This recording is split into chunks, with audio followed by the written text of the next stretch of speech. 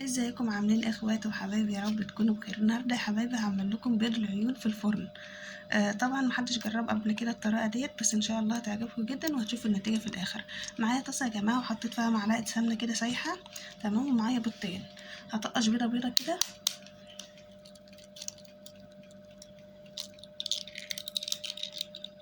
تمام، والبيضه التانية.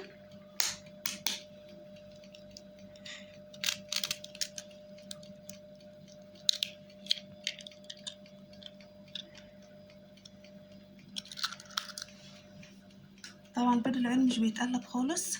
هحط بقى كده شويه ملح وفلفل اسمر، ريحه كمون يا جماعه. ريحه الكمون برضو بتديله نفس جميل جدا، تمام. هحطه بقى في الفرن وهرجع اوريكم الشكل النهائي. بصوا يا حبايب قلبي، حبيت اوريه لكم وهو في الفرن كده شكله جميل جدا وبيستوي معايا. هسيبه كمان دقيقتين كده. طبعا يا جماعه كده الصفار هيستوي كويس جدا، لان على البوتاجاز طبعا ما بيستويش خالص، وانا مش بحب الصراحه بيض العيون وهو الصفار مش مستوي، بيبقى طري خالص كده.